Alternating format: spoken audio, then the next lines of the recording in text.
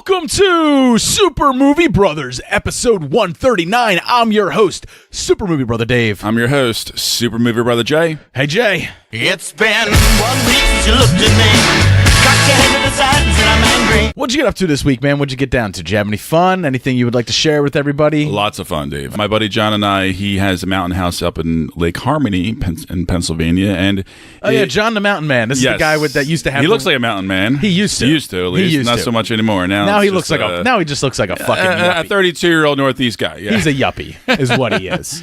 I saw. But, with his he's a steam fitter now, you know that? What do you have, a polo hat on? Polo hat, representing our broken goblet. He's an irregular now. Yeah. He joined the irregular membership. As soon as he shaved the beard, I lost just a little bit of respect for him, you know?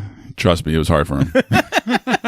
So what'd you guys get down to up there in the snowy white mountains? We love 93.3 WMMR, Preston and Steve, very much. You know, you, me, and Lauren. Haven't listened in months, but sure, we'll say love. Okay, well, we adore them. We appreciate them sometimes. And they were having their annual Cardboard Classic. So they have a couple of competitions where you can make your own cardboard sled in various sizes. And it is one big party shit show. And it is a ton of fun. And I had no idea this was as big as it was. You're really underselling it. Like, what people do is they take months out of their lives. Well, I was going to get to that. They're only allowed to use cardboard and some other materials. I think paper mache is one of them.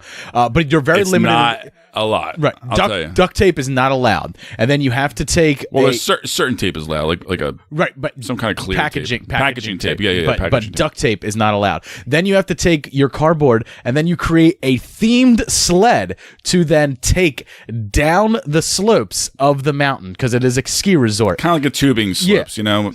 Yeah, it's the toboggan slopes. Right. So you take those down, and then they judge everybody on 3 different categories. It's like, best themed sled, like best looking, fastest, and I forget what the other one is. I couldn't even tell either, to be honest. I just know when it first started, it was obviously the speed one, because there were the smaller sleds. But it's fucking nuts. People go all fucking out. Months. And the amount of detail, and some of these things were holding 40 people or so. So one person I know this year recreated one of the host Preston's old Corvette that he had back in the 80s. They found a picture of him and they recreated his Corvette out of cardboard and then wrote that down. Someone else made Slinky Dog from... which was one of our favorites. Yeah. That was like the third or fourth last one to go down. Absolutely. And I remember the one year someone did the Munsters house. Like full-sized Munsters house with like over 40 people inside of it. They wrote that down. That thing collapsed and there was bodies everywhere. Well, one of the most annoying but also funniest things that happened, a couple decided to literally get married at the very top of the mountain before they went down. Yeah, I heard that. Built a chapel, had a whole wedding party, everything, blah, blah, blah. Like I said, I think it was another 40-person one. Going to the chapel and we're... But the annoying part was it took forever. Married. We had to wait for so long for them to actually legally get married before they can come down. And then right when they were about to crest over, yes, it crashes on the fucking married couple. The whole chapel, the crucifix, everything fell down. And then they just fell down the slope, just like completely disemboweled, like just limbs. I'm sorry, did you say disemboweled? Like they disemboweled. Absolutely. Everything was coming out. It's like disemboweled means their stomachs were cut open and their bowels were hanging out of their body. Like there were blood everywhere. I'm trying to You're describing people accentuate a good story here. but a good story just turned into blood and carnage and death very quickly. It could have. I suppose. That cardboard, man, it's lethal. No, everybody walked away safely, just dragging little pieces of cardboard from behind because it somehow crossed the finish line, but it was in shambles. Okay. So, but no, it was actually a great time. We could not get away from 2 cougars, older women folk. Hey, Dollface, what are you and your friend doing later? Dude, I haven't met elderly single women like this in quite a while. I got the cabin in a divorce. You now, want to not come elderly. over? Let me just be fair. They are like mid-50s, but aggressive and very single and very forward. Hey, tall guy, why don't you come over here and let me climb that tree? It was very amusing, and then it got very annoying because they just would not leave us alone for 2 days straight, and we couldn't escape them because it's a small town. Would you like to take your pants off and do a helicopter right over my face? She would like that, yeah.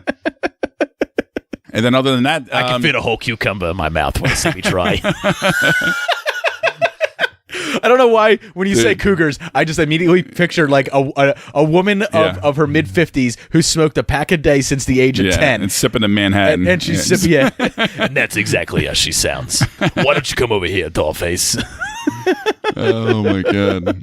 And then the next day, I went back to work, and I took my kids to try and get some breakfast. And bumped into your brother and his family, which was nice. All right. Did you keep the kids away from my niece? I did. Believe me.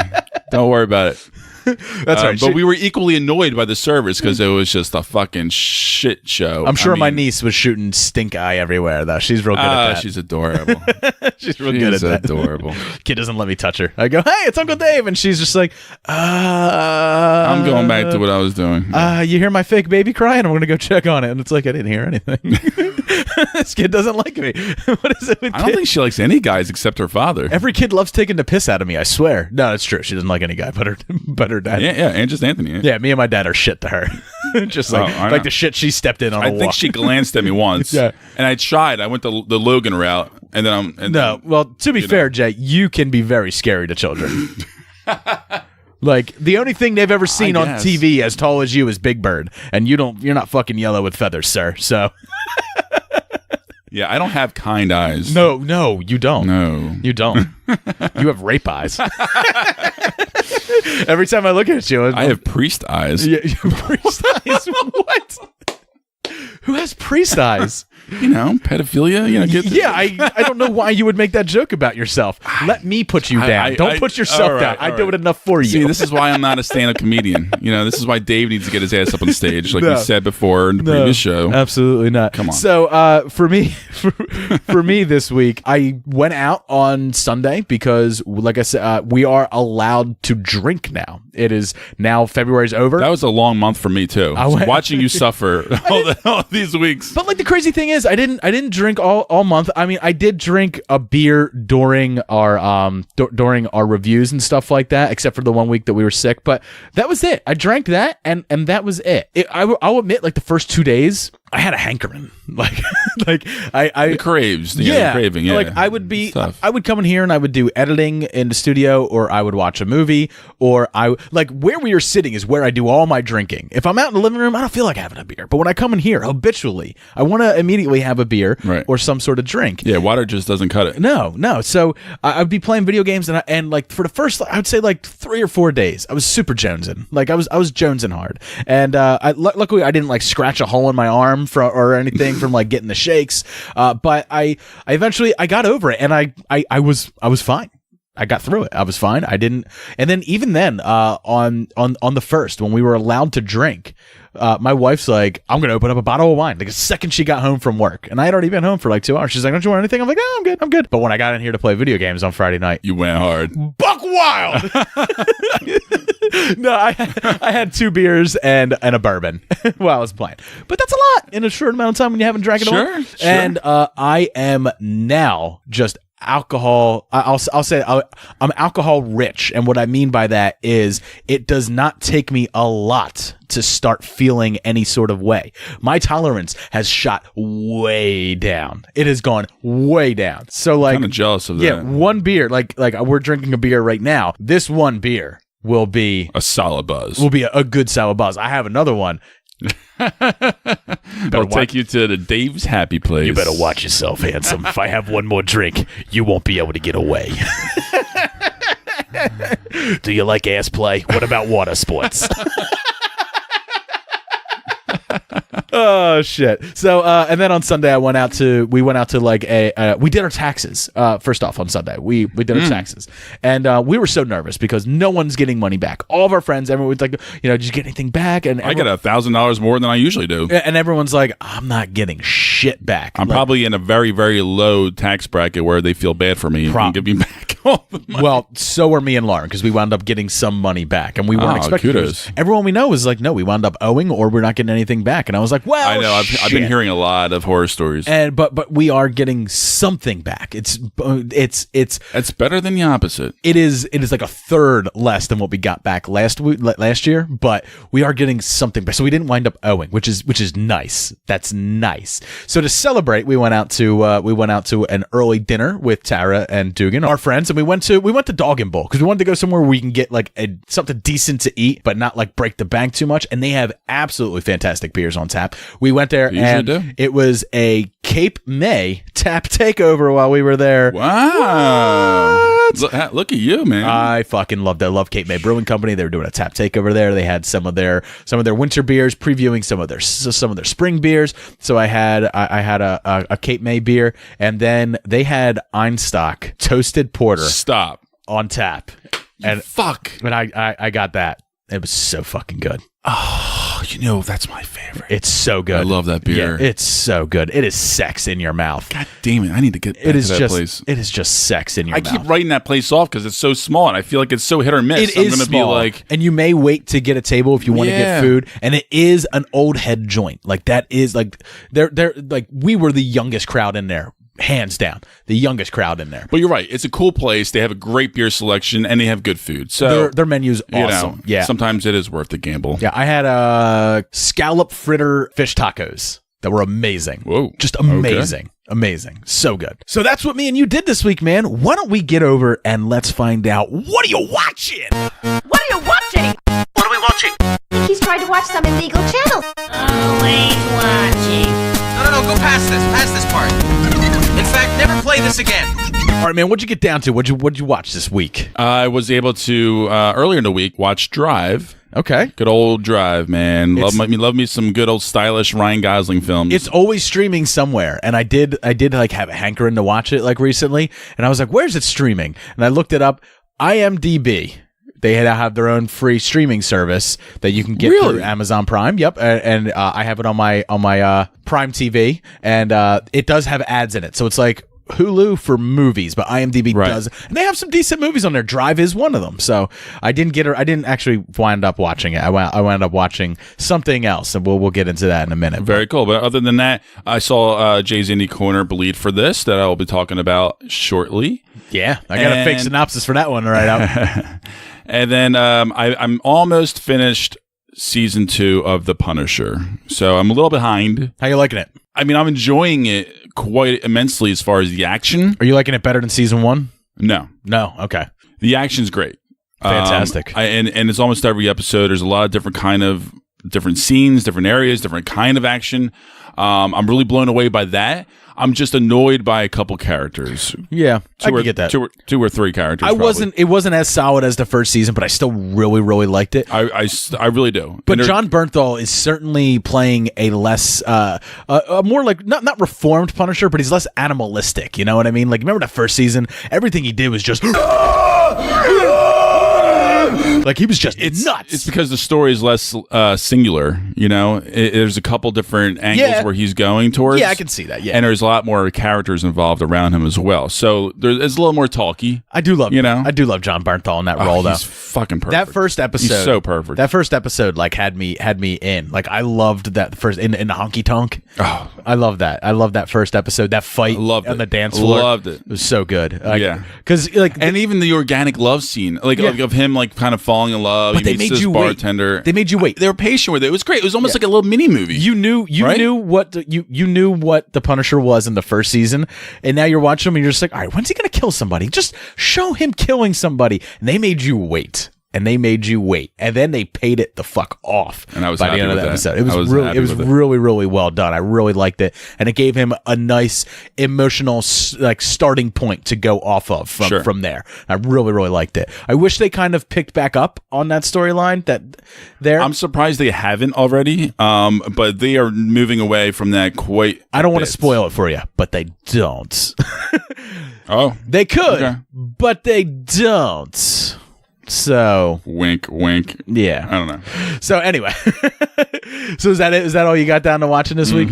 All right. So for me, movie wise, I got to the theaters and I saw Fighting with My Family, and I'll have a 5-minute-ish review for that coming up after your indie corner. I still would love to see that. I also watched a movie with The Rock that wasn't Fighting with My Family. He's also in that. He's in a lot of places. I don't know if you know this, but The Rock is the rock that other people hide under. Like, he's always seen. He's always there. He's the movie version of Ryan Seacrest. He's just everywhere. Or Michael Strahan. They're everywhere. They're in every show. The movie I did watch him in was Skyscraper, Jay. Oh. just came on HBO on Saturday. Yeah. So I was like, all right, now it's acceptable for me to spend money on this. HBO already has my money every month, and they're going to put this on here. So we'll watch it. Me and Lauren sat down and we watched it. I didn't hate it. I did. Like, there's a moment in that movie at the very beginning. They go up on what they call the Pearl, which is like this spherical orb that sits on top of this skyscraper. And they do like this thing where it's like funhouse mirrors, and like the guy's standing here, but he's really over there, and the mirrors are like reflecting him. And I was like, this is where the movie's going to end. Jay, it was. It was where the movie ended. Of course it was. It's like Rush Hour. It wasn't a complete Die Hard ripoff like people were saying it was. There were elements of that there, but I would say more homage than ripoff of it. I just, I mean, let's be honest. Everything will be to some extent, Yeah. I mean, there's only so many things you can do for these kind of stories. But as far as it went, I was just, movie. By the time it was done, I wasn't sad that I wasted my time with it. I could never watch. I just don't ever need to watch it again, right? I just it's not one of those ones that it's like. Well, that's what I felt when I saw the trailer. I was like, you know what? I could see it being entertaining and kind of fun. Yeah. But at the same time, I'll probably never want to see it again. And then at the same time, why should I even bother in the first place? Yeah. Right? Because I get it. I get it from the trailer. If you're like me and my wife, and you just had a whole bunch of booze that you wanted to put in your body and nothing else to do, and you want to sit down, and you just want to watch some of The Rock with one leg. Sure. Oh, but me and my wife were like, there's a scene where like his leg does get ripped off in a fight, and then something happens to another person, and he's kneeling down next to them. At no point did he put on his leg, but it's his left leg that's missing. He is kneeling on his right knee, and his left knee is up in the air in the shot. And I was like, well, wait a minute. What's he posting that knee on? Because he has nothing below the knee. So what's his knee being posted on? Because it's like he's like in a crouched position with the one knee in the air. And I was like, so that would mean like his knee is just kind of like floating out there with nothing underneath of it. Like he's just kind of like balancing. And I was like, continuity errors. A lot of core strength right there. Yeah, well, there was just like a lot of like little continuity errors with the leg. Sometimes he's limping, sometimes he's not limping, And I was like, The Rock could have sold it harder. He could have sold it. There's a reason why he hasn't been nominated for an Oscar yet. You're right. Yeah. Let's just say that. And other than that, I've been watching Working Moms on Netflix. This is a show that is created. Most of the episodes are written by, and the first episode is directed by Catherine Reitman. And she is the sister of Jason Reitman and the daughter of Ivan Reitman. And boy, can you tell. Yeah. So like, oh boy, she has, and I just want to say this, like, she's not a bad looking girl at all. Same kind of sense of humor. She has an unusual mouth. Like her mouth just like never closes. Like, Jesus. It's like always, and like my wife was like, I showed her a picture of Ivan Reitman, and she's like, "Oh my god, she looks just like him." I was like, "Right, without the old man jowls, that is him. Like, with tits and an ass, like that is Ivan Reitman. Looks just like him." It's clearly Jason Reitman took after his mother. That's what I'm saying. She took after Ivan for sure. But no, the show is absolutely hilarious. It's really well written. I love these shows that are from like the woman's perspective, because like a lot of them are like. A lot of shows, we spend so much time with shows portraying women a certain way, and these portray women as people, and not even as women, just as people. And that's what I really like. They're all super funny. they pretty much have the same mind as me and my wife do, where everything is cynical, everything is can be turned into a joke, and anything can be made fun of. And I absolutely love it. I'm intrigued. Super enjoying it. Okay. I think you'll have a lot of fun with it. And yeah, I encourage everyone to check it out. While we're on the subject of what we've been watching this week, why don't we head over and why don't we get into your dark, seedy, a little sticky indie corner?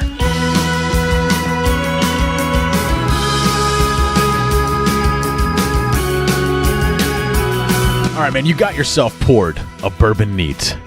You got your suspenders on, your square frame glasses.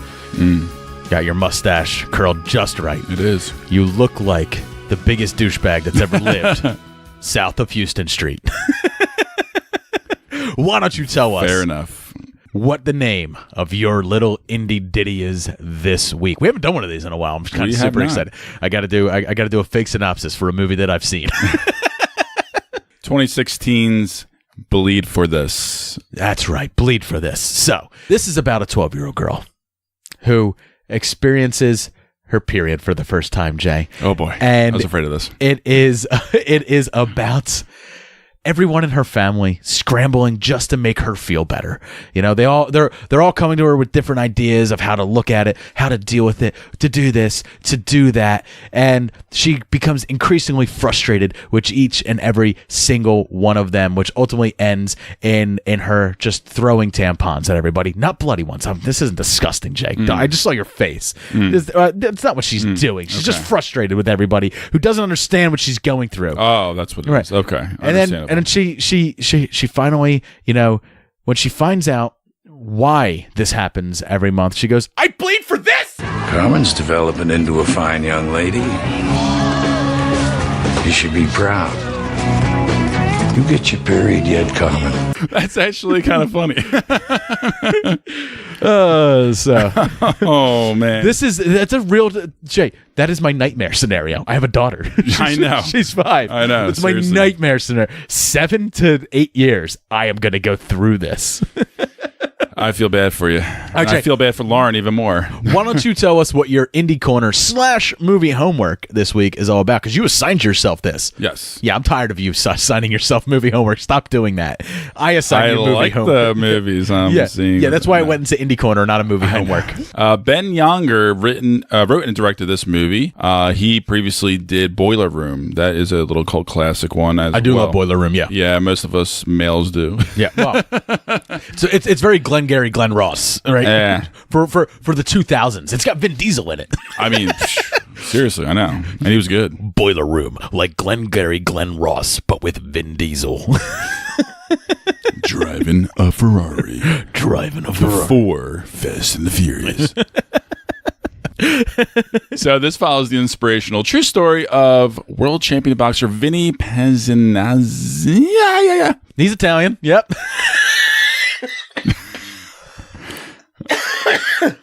It's a good Irish name. Pazienza. Who, after a near fatal car accident, which left him not knowing if he'd ever walk again. And it made really one hell of a sports story and incredible Not only did he not know comeback. whether he would ever walk again, he never knew whether he would fight again. And he starts training to come back and fight. Yes, and this guy is just fucking batshit crazy. Let's just say. I mean, he has just complete. I mean, he wasn't even driving tunnel vision of being a fighter. He wasn't driving the car that crashed. No. He had a very successful career. He was up and coming. Yeah. And I believe he was a light heavyweight, I want to say. I think it was light heavyweight. Yeah. So he was coming up in the light heavyweight division. He gets in this car accident, breaks his neck. His neck is broken, and he is in what they call an orbital. It is basically the cage contraption. But not just that, he also chooses to take the dangerous risk of not fusing his neck, which would obviously refuse him to ever possibly box again. He would never move his neck. So he doesn't go through that. And instead, while he has the orbital on him, while he has that cage around his head that's drilled into his skull, which they show in detail, going in and going out, he begins weight training his neck. While that orbital's on, he attaches 5-pound weights to that and starts lifting. Well, his that's head. after it comes off. Let's be fair. Right. Let's be Okay, fair. yeah. But yes, I mean, he starts, obviously, you could tell. I mean, he can barely lift up just a bar at that point, and it's really defeating for him. And it's interesting to see how he just literally crawls from the ground back up again from where he used to be. I mean, his goal was strong neck muscles equal no pain on no damage comes to the spine, which possible. Sound logic, sir. It's a bold strategy, Cotton. Let's see if it pays off for him. But I'll tell you what, Aaron Eckhart was an unsung hero in this movie because I thought he was fucking great. When I watched it a year ago, that's what I told you. I was like, watch this for Aaron Eckhart. Wow. Miles Teller is good in it, but watch it for Aaron Eckhart. And I 100% understand that because it's true. And he plays his trainer, Kevin Rooney, a complete degenerate, alcoholic, gets into a whole bunch of shit, fights, whatever. But he's a very respected personal trainer and for boxing. And they have a beautiful friendship. Worked with Iron Mike Tyson as well. He did. Yeah. He certainly did. So Miles Teller, he did a fantastic job. He did a really good job, really Listen solid here, you job. bald fat fuck. I'm going to knock your teeth out of your face. I just actually thought the movie wasn't directed that great. No, it wasn't. I didn't like any of the fight sequences. I thought they were really overly edited. It was not emotionally impactful for me so much. I mean, for a movie, sure. But I was not sucked into it like I usually am in other previous fighting movies like we're going to be talking about in our list later on in the show. So that's why, for example, no fight in this movie is on my list, for example. No. But I did enjoy the movie, and I respected the movie, and I love the fact that they did a good job with portraying this real story and real characters. And it's just a great underdog, uplifting comeback movie. You're right, and it's an actor's movie. It is an actor's movie. You watch this to watch Miles Teller. But it has its flaws it does, structurally and from the writer and director. But, even still, it's worth a watch. It's playing free right now on Amazon Prime. How'd you love that? How'd you like his girlfriend's New Jersey accent? Oh boy! Which one? How long did it take? He to likes get strippers. I'll tell you that. How long did it take it to get grating on you? Like, well, his mom had it too. Like everyone has that North Jersey accent. It was tough. I can't stand that accent. Just look, young girl's got a dream. This is probably her first break. They got her on the cheap, and she's first time trying to throw out. You're never gonna fight again, Vinny. You just can't do it. You just can't do it. You're a loser. I mean, that's great. I'm glad you at least got something out. I'm glad you at least enjoyed it. I really enjoyed it. I always tend to like an underdog story. I always tend to like sports movies. That's why for our top 5 list this week, I wanted to do, top 5 sports movie fights, like top 5 organized fights, not just top 5 movie fights. Because I always really like those type of stories, man. And this one, it's not the best, but it's certainly worth your time and it's certainly worth a watch. I agree. All right, man, I got a 5-minute-ish review for Fighting with My Family. We'll find out if that's worth your watch.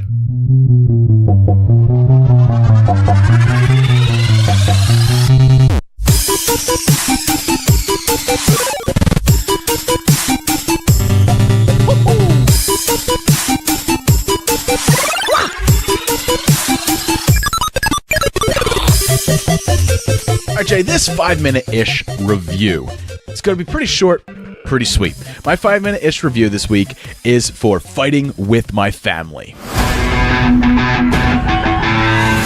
Sorry about that. That's The Rock. We're huge fans. Thank you so much. What advice would you give us? We want to be the next you. What are your names again? My name. It doesn't matter what your names are. You walk around here interrupting The Rock, you like you haven't seen the sun in 20 years. You like you just stepped out of Oliver Twist. Please, sir, may I have some more advice, sir? You want some advice? Here's The Rock's advice. Shut your mouth. Thanks, Dwayne. You got it. If I call your name, that means you'll be coming with me to Florida. Paige. Thank you all very much. I have no idea who I'm supposed to be out there. You're not just doing this for you. You're doing it for the family. Paige, I myself have come from a wrestling family too. I know exactly what it means to you. But don't worry about being the next me. Be the first you. What? It's Dwayne Johnson. How are you? Prove it. If you smell what The Rock is cooking. Yeah, and I'm Vin Diesel, mate. Based on a documentary of the same name, Fighting With My Family follows Soraya Knight, or Soraya Jade Bevis in real life, and her rise from UK wrestling indie circuit to becoming one of the most prolific wrestlers in WWE history. And it really is a coming of age story, a rise through the ranks, a lot like, you were talking about Bleed for this, a lot like some of the underdog stories that we'll be talking about on our top 5 list later on. It is a lot like that. While the story of Fighting With My Family is a familiar one, it doesn't have to be a familiar one because there are several aspects of real life, Paige, that was her wrestling name, of her history that they changed to make this story fit more of like a Hollywood mold. And it's like they placed it in this mold. The movie may be cookie cutter in its display. However, it really shines in all of the characters. Like that's why I think I wound up enjoying this movie a lot. It's not so much Paige, while the girl who played her was fantastic. It's not so much that story that I really fell in love with. It was the characters in her family and the connection with her family and that family story, especially her brother Zach, who is it's this. It kind of leans towards that in the trailer. It shows that like they really do focus quite a bit on that dynamic. I would say he is a third of the film focuses on Zach, while the other 2/3 focus on. Now, have her you story. seen that actor before? Yeah, or is he a newbie? Okay, yeah, he was actually in that film I told you to watch, Caliber, on Netflix, where the two guys go into the Scottish woods and stuff like that. So I have seen him before, and he's a good actor. I enjoyed him in this. I actually found myself resonating with his story of coming to grips with failure more so than I. No, I understand that. I probably will too. Yeah, more so than I really got behind. Because we're both failures, Paige's story of success. However, I still did enjoy her story. It was just very cookie cutter. The entire wrestling obsessed family, they are flawed. They have some truly heartwarming quirks that will draw you in and make you instantly fall in love with them.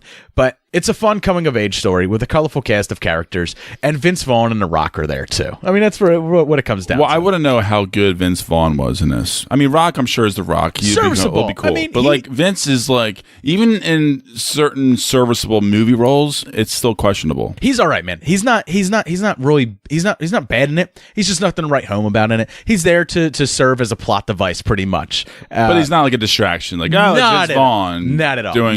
He is not a paycheck. He is not cutting up the scenery at all. Right, a few times he has a zinger here and there that might draw you in, but he's not showing up the scenery or anything like that. He serves his purpose and he does it well. Look, man, the movie's not stellar, but it's certainly enjoyable, and it will be worth a rent when it comes on video on demand. I really don't think it's anything you need to rush out to the theaters to see. I might still. I mean, I know it's getting you're an A+ member. You're an AMC's A-list, whatever.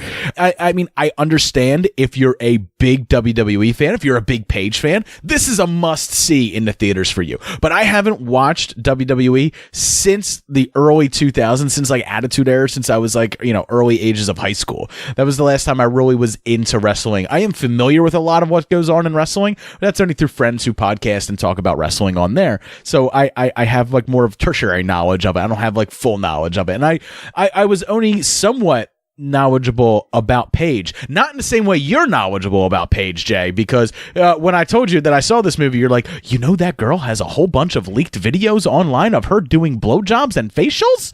Like you were like a little Of course, kid. That's what I would say. You literally did say that. Shh, don't tell her, people. You literally did say that. I know, because I didn't know anything about her. And then I remind you. So I did a little research, and of course my research gets, funneled towards that direction. I'm like, ooh. And then I reminded you that was not anything that like an ex-boyfriend leaked or anything like that. Someone hacked her phone and then released those videos. It caused her to almost lose her job, destroyed her career. It was probably back when all the celebrities got leaked. But it also caused her to become anorexic. And she almost took was it really? Yeah, she almost took her own life over God, it. So that was that bad. Yeah, it was real bad for her. So I told you don't look them up, and now it turns out you did. You sick bastard. Well, look, I didn't know anything about it. I stumbled across it, and I reported to Dave. That's all I did. Now I got to find. Yeah, I was aware of them. I just never looked them up because I knew the story behind them and how she felt about it. I stumbled into it. I didn't look it up. If I find out that someone that someone had such a reaction to it, as she did, because it's not like anything she ever expected to get out, then I would feel terrible looking up those videos. I would feel terrible, Jay. Well, especially when you say all that, and she almost killed herself and was anorexic and everything. Jeez, oh man, I feel terrible about that. But she really was. It's understandable. My God, I would feel the same way. Says the guy who was almost in a three-way relationship. Hold on, that was a Patreon episode, I think. Let's not get into that. If you want to become a Patreon, you can get into Jay's naughty little nitty gritty details of. We gotta do another Jay's dating update. And I got quite a lot to unveil, and it's quite personal. So if you're into that kind of shit, yeah, please join us on Patreon. Why don't we just end this? I gave Fighting with My Family a B-. So let's head over and let's get into our news.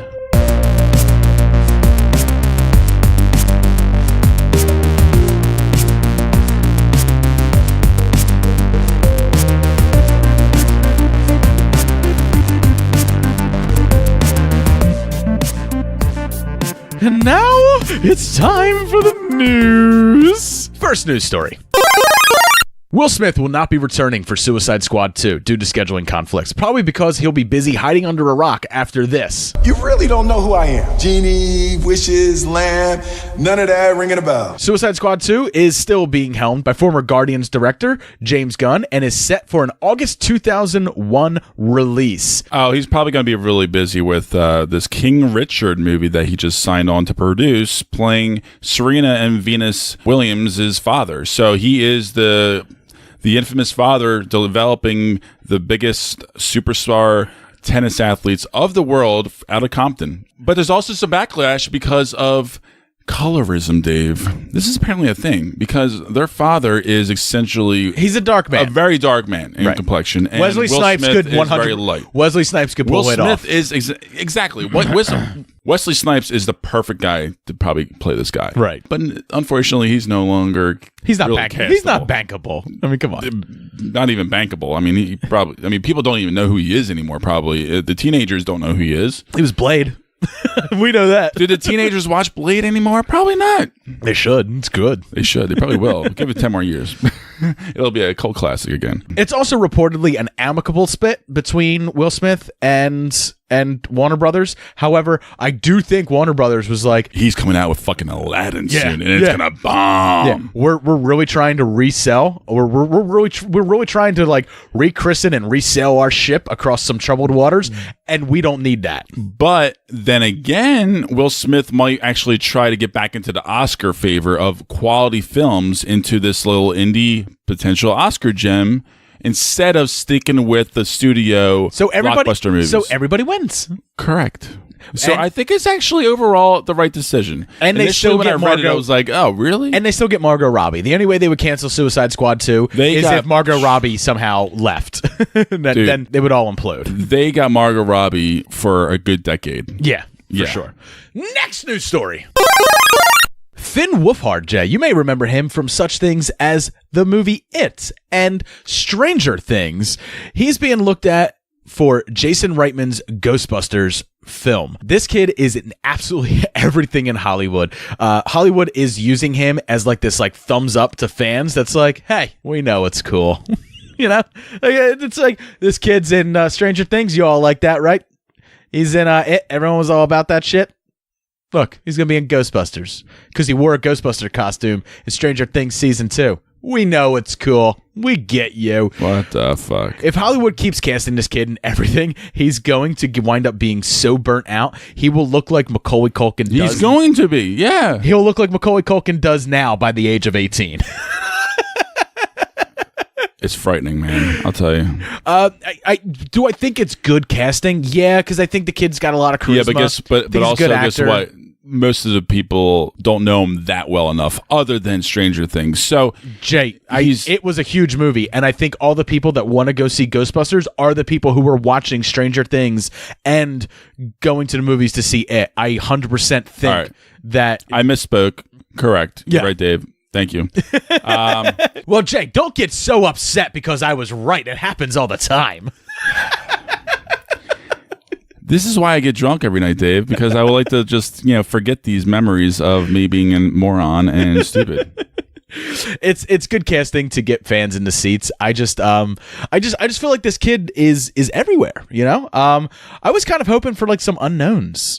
Actually, I was hoping for someone who was. I mean, it doesn't really matter because I don't know anything about this movie. It doesn't matter. Of course, they're looking at this kid. They want this movie to be bankable. Sony needs another franchise other than Spider-Man. I just don't know what angle they're going with. Like, I don't know why they're making this movie.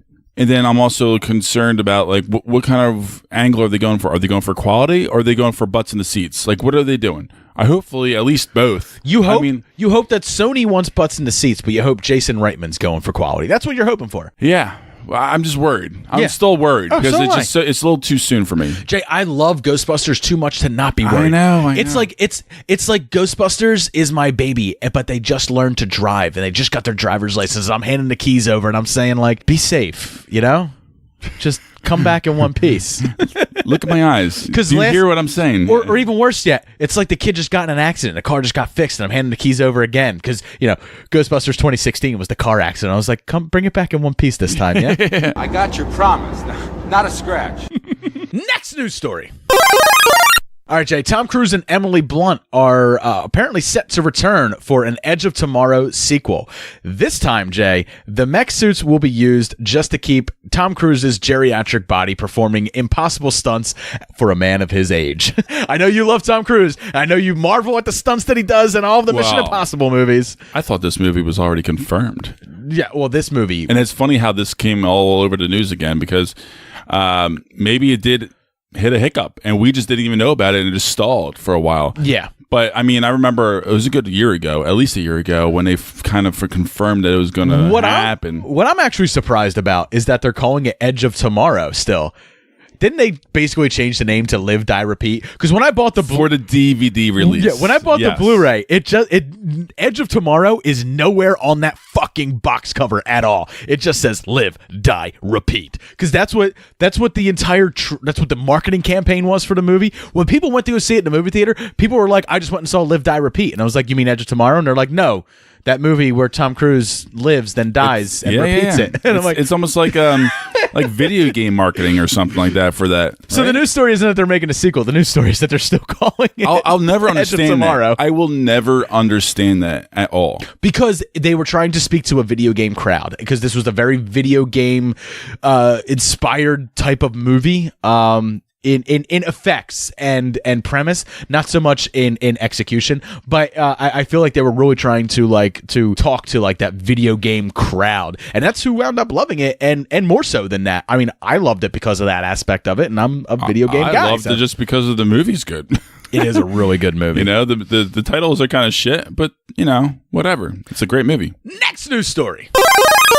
Rami Malek is close to signing a contract to be the next Bond villain. Jay, I would love for Bond movies to go back to where the villain had a fun name. Odd Job, Jaws, Goldfinger, stuff like that. Sure. Rami Malek's Bond villain name would be Massive Overbite.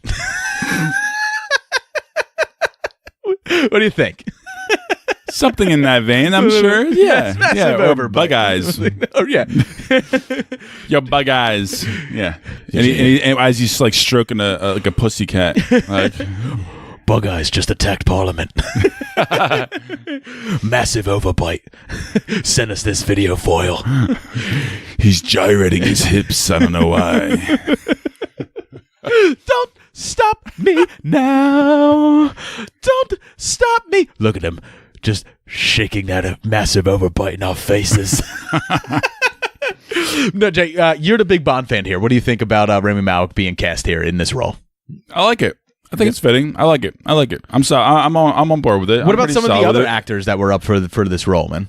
Well, Billy Magnuson is also being eyed for a role as well, which I could see being either agent gone rogue or bad, or maybe a villain, because he's got that clean cut appeal and he's good looking, but he also can play that fucking menace. He's got the eyes, he's got the energy, he's got the personality for that. What I worry about them doing is them taking Rami Malek and them turning him into like a vilified character like he played on Mr. Robot. That's what I'm worried about. He's going to be like this high tech, very hackery type. Like that's what I don't want. Yeah, I don't want. That's exactly what it's going to be. I don't want like a little weird nerdy kind of guy. That's like what he's in going the to be. Shadows behind a computer. 100%.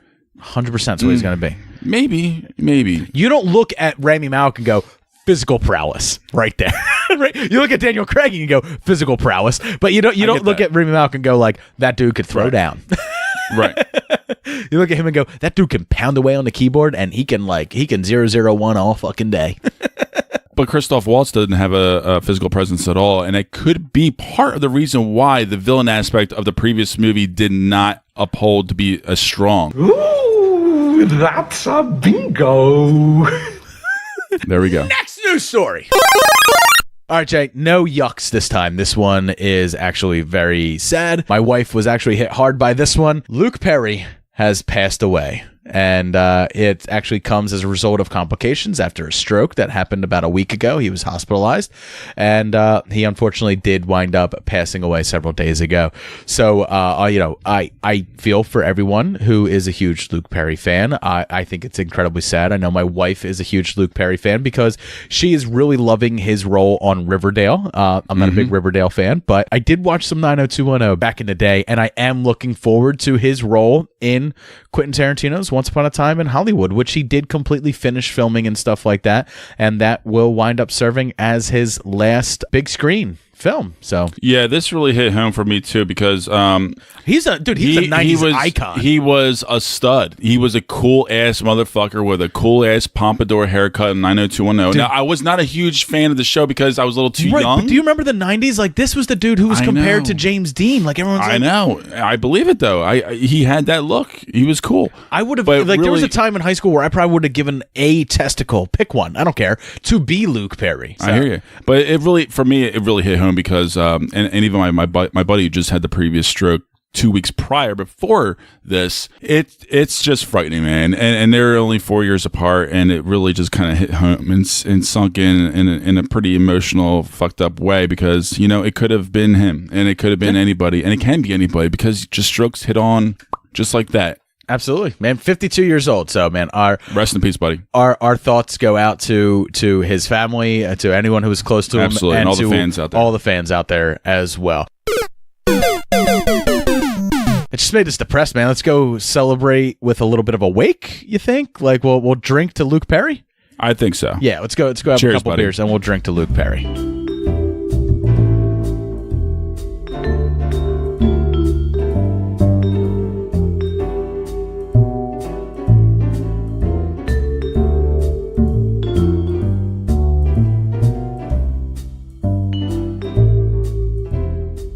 Welcome back to the beer segment. Me and Jay got 2 beers that we're going to be reviewing for you, but before we do that, we got to drop a line to our sponsor, Blowfish. Blowfish is the only FDA-approved hangover cure. 2 tablets, drop it, 8-12 ounces of water. I go through this every week. I feel like we should all know it by now. You drink it down, your hangover starts to feel better. So if you just got off of an entire month where you weren't drinking, and now one weekend you were allowed to drink, and you did it in excess Friday, Saturday, Sunday night, and then you had a massive hangover come Monday, and you had a lot of traveling to do for work, and you just couldn't take it, you're going to drop yourself some of that Blowfish. You're going to start to feel better immediately. So if you would like to cure your hangovers in little to no time, head over to 4hangovers.com. Use the promo code SMBFISH to get your 15% off. All right, Jay, we got an indie pod to discuss tonight. Now, this is going to be a little different because I've been putting spotlights on everyone else's indie pods. But this is an indie pod that I'm involved with. So this indie pod is Good Morning Mos Eisley, and here is just a little flavor for you.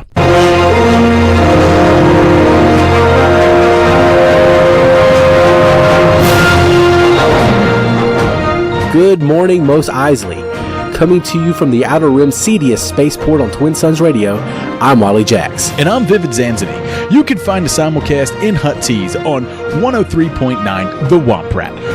Blistering day in the forecast, 148 degrees is your high in galactic standard temperature, with only a 9% chance of sandstorms. Punishing high temperatures and a potential Tuscan uprising put the projected homicides on the Vendetta Index at a brutal 42 deaths today. Today's broadcast is brought to you by the 239th Mos Eisley Jizz Festival. It's that time of year again, when on hot, steamy Tatooine nights, the air is filled with sweet, sweet jizz. Some of the biggest jizz whalers in the biz will be visiting this year's festival. Sticky Finger and Dan and the Two Fingers, Pace, Tongo, and the Probes, Zemo Star and the Shockers, and of course the legendary Max Rebo are just some of the names that you'll see at this year's festival. Also, musicians from across the Outer Rim will pay tribute to legendary jizz icon Krennic Jansen, who passed away 2 seasons ago after a death stick overdose. Hard to believe this will be the first festival in 113 years without Krennic's sweet jizz. Vivid? That's really hard to swallow, wow. So that is Good Morning Mos Eisley. That's the beginning of episode 2. The whole point of Good Morning Mos Eisley, it's me, it's Wes. We both have movie podcast, but we don't get to talk about Star Wars nearly enough. So we came together to do a podcast about Star Wars together. It's part in universe for Star Wars and part in our universe talking about current Star Wars topics, and we touch on some other things in the Star Wars universe, anywhere from video games to comics. Anything that is part of Star Wars can show up on the show. So it's a lot of fun. We do a lot of Star Wars news stories that are in Star Wars universe, like the one you just heard about the Jizz Festival coming to Tatooine. Sounds Jay, exciting. if you don't know, Jizz is the Star Wars version of jazz. Somewhere back in 1977, George Lucas thought, yeah, we'll call that jizz.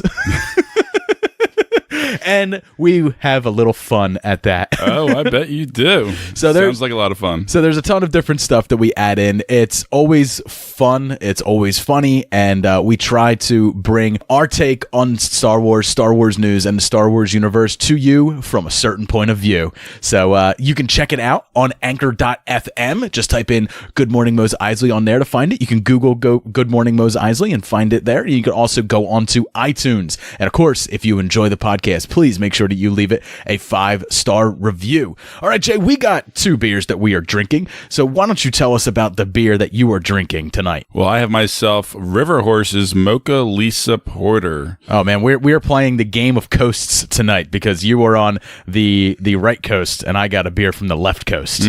Yeah, we are from New Jersey here, of course. This is a local brewery from us. And it's an Imperial Porter brewed with cocoa and aged on Ugandan coffee beans. So this is a strong, healthy 9% alcohol by volume. Where's Uganda, Jay? Somewhere What in continent? Africa. I'll tell you what, though. It's a lovely spoof of a can, and it's probably one of my favorite River Horse beers that they've made so far, because this one is stellar. It is a really smooth, mild kick for a 9%er, but it just has all the great balance of a marriage of the cocoa with the coffee and the lovely porter notes that you would expect and want in your beer. It really fucking delivers. I'm going to give it a high grade, 4.5 out of 5. All right, man. Yeah, on a week that it snowed, a nice heavy porter sounds like heaven. Yep. Heaven. I love coffee porters, especially when they're that. This one's perfect for me. That beautiful, just like silky, smooth flavor that comes with it.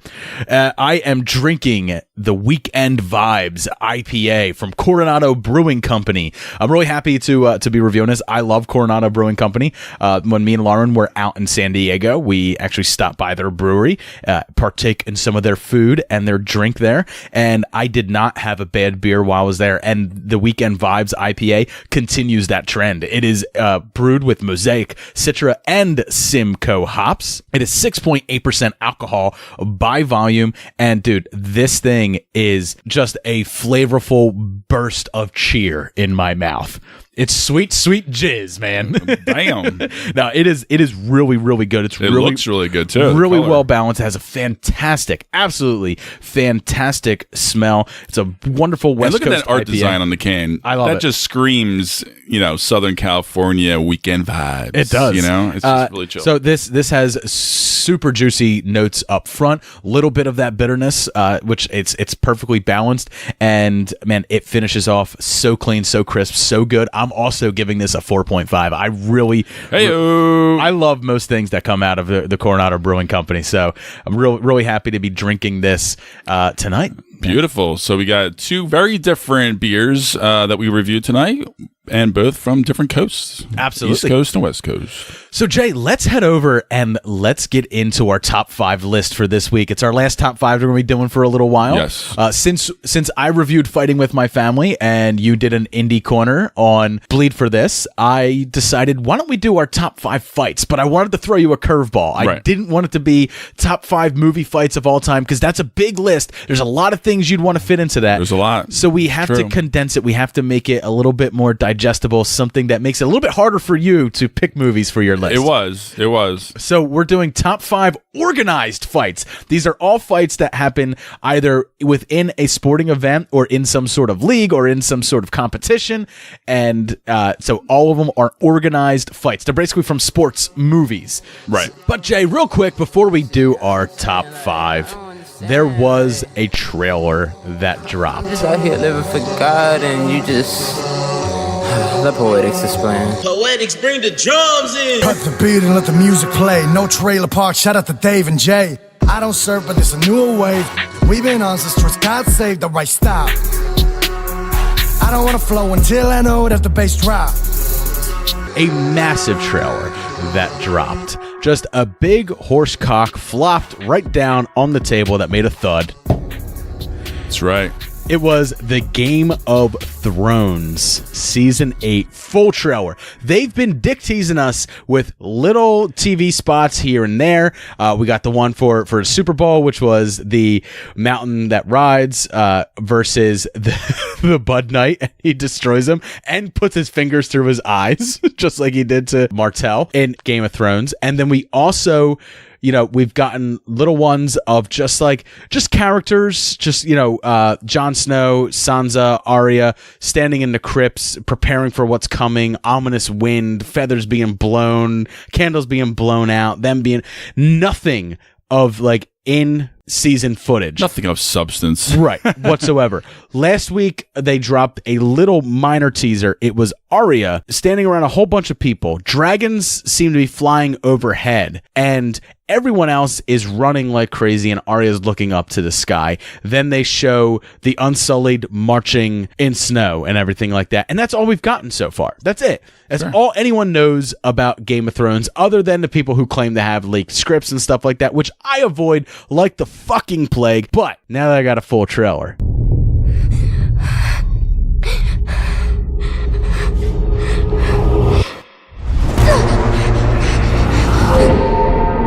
I know death.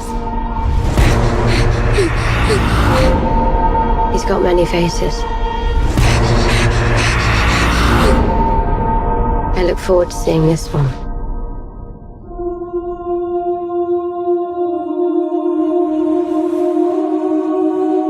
Everything you did brought you where you are now. Where you belong.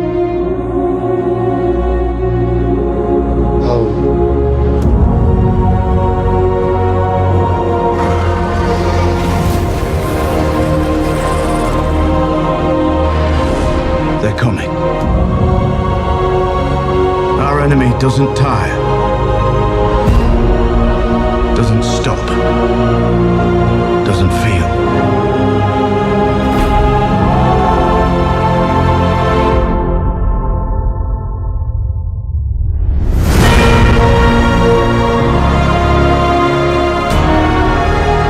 I promise to fight for the living. I intend to keep that promise.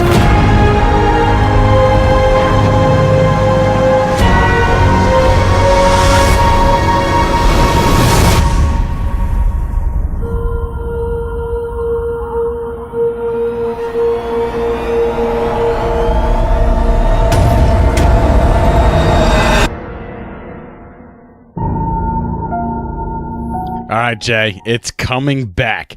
April 14th, Game of Thrones makes its Final season. 5 weeks run. from now. 5 weeks from now. We are like super fucking close. Like, wow. Yeah. Wow. So, like, and how about that trailer? Wow. Yeah. So there's a lot to digest in this trailer, and I do honestly want to make this kind of like a brief trailer park for those of you who aren't Game of Thrones fans. 5-10 minutes, we'll see. It's not going to happen. Yeah, I'm going to be honest with you. But no, let's start breaking this down a little bit. So, Okay.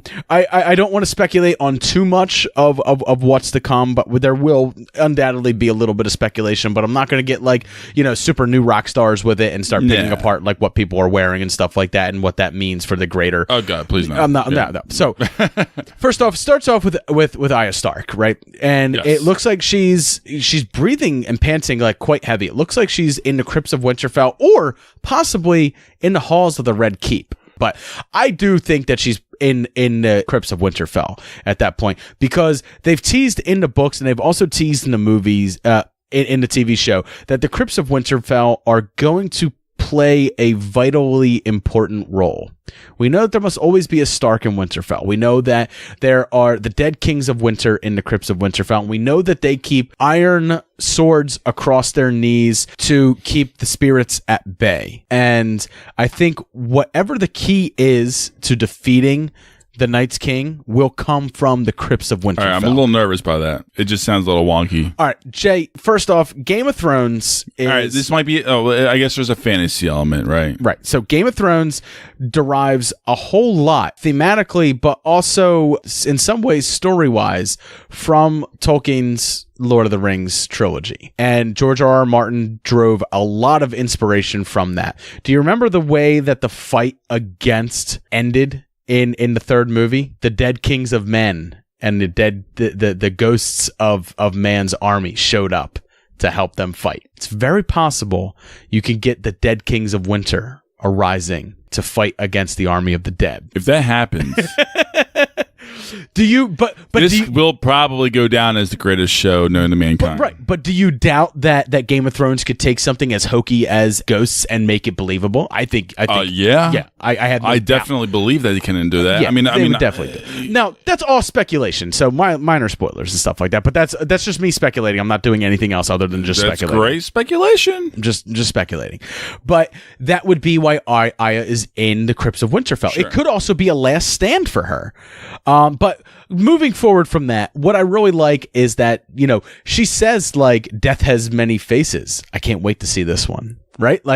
Because she still follows the many-faced God. Or take on another face. Right. She may have left that order of assassins, but she still very much is a part of their faith. It almost seems like she left the old gods, the gods of the North behind. She's also able to do it. Correct? Right. Oh, yeah. So, but like she says, like, I can't wait to meet this face, because they talk about the many-faced God is the God of death, but he takes on many faces. And she is stating, and it just fits with her character, that the many-faced God, the Night King, is one of the faces of the many-faced God. Sure. And I really like that. Also, what I like about Arya is the dragons are flying overhead. People are panicking and running away as the dragons are flying overhead. But what does Arya do when they fly overhead? She's excited and happy or relieved. She smiles. Yeah. Because if you remember earlier on, she talks about Visenya and how she rode dragons into battle and stuff like that. As a little girl, she glorified these women warriors who were Targaryens who rode dragons. So it's very clear that she is not probably going to be too opposed to Daenerys Targaryen, who shows up. Oh, of course. I mean, her brother's banging her too. Right. But someone who would be very wary of her, and someone who is going to probably not trust her, Sansa. Let's face it, based on her training from Littlefinger. Yeah, that's a good point. Everything is a lie, and no one is what they seem. And when Daenerys beautiful shows, woman, powerful like that with dragons. And let's remember, like, Sansa just basically came into her own power, and now already her king of winter, the king of the north, Jon, shows back up with his new queen, who he bent the knee to and basically gave the north to, without so much as a conversation with his sister in regards to it, or the rest of the Northmen. Don't expect all the Northmen to greet Daenerys and her Unsullied and her Dothraki riders. Look, these people from the east. Don't expect them to greet them with open hands and open arms. And her demeanor was nothing but stern awareness that the dragons were there. Right. No more expression either way than that. But like, exactly. We'll see what happens with that. But it's a good point. A very good point. And then we get a shot of Greyjoy ships crossing the narrow sea with very clearly men dressed in golden armor. That is the Golden Company. They have been a part of the books since I believe book 3, and they are now going to make their appearance on the show, being brought over by Euron Greyjoy at the behest of Cersei Lannister. And that is one of the things that I love in this, because Jon Snow is, he's saying our enemy doesn't tire, right? Our enemy doesn't stop. Our enemy doesn't die. Our enemy doesn't, all these things. And it shows Cersei Lannister after all of that. Because, Jay, what I think is that this whole battle that they are leading up to, everything we are seeing here is not even scratching the surface of what season 8 is going to be. I think season 8 is going to be the story of them going up against Cersei more so than it is them going up against the Night's King. Well, the final season has been always about Cersei. Absolutely. The whole series almost, right? And because I think her rise and then her fucking just shitness to the whole fucking kingdoms, and just trickling around all over the place. And then the Night Walkers have not been utilized that much throughout the series. No, they have been, obviously, we've been aware of that throughout. I would even hazard to say I don't hate I do not hate the wits or the White Walkers at all. Right. I don't hate them it's at all. It's nature. That's just all they know. That's just what they do. But not only that, like, I've had time to hate Cersei. I've seen the oh yeah, of course. I've seen the White Walkers a handful of times. First episode I saw one. Sam killed one. Nobody hates them that much though. Right. They hate Cersei though. And I saw them change a baby into a White Walker, and then I saw them rise the dead at Hardhome, and I saw them last season when they took on the raiding party over the north, and we know Daenerys came over with her dragon and stuff like that, and we lost a dragon to the Night's King and stuff like that. Those are the handful of times we've seen them in the entire run of this series. I don't hate, as a fan, I'm more interested about the White Walkers and what they want. Cersei, I know I hate. I know I've been built to hate her. Exactly. I know we've taken so when Jon Snow is there's more emotional, dramatic weight behind that. When Jon Snow is going through those lines, where like they don't tire, they don't stop, they're unrelenting, and all this stuff, and then it shows Cersei. HBO is winking and nodding at me, saying like, "That's your big bad." With a sly smile and a swig of her wine. The Night's King will be finished by episode 3. Yeah. And we know there's only 6 episodes. Your last 3 episodes are going to be against Cersei, and that is it. And expect the Night's King to be done very quickly. It's going to be amazing. It is, and I do like all the shots we're getting of like of these battles and everyone amassing. There's beautiful shots of the dragons flying over Whitecap Mountains and all this stuff. And I think a lot of what we're seeing is very early on in this season. I agree. Episode 1 and episode 2. I think you nailed it. I really do. Cersei is going to be the big crux.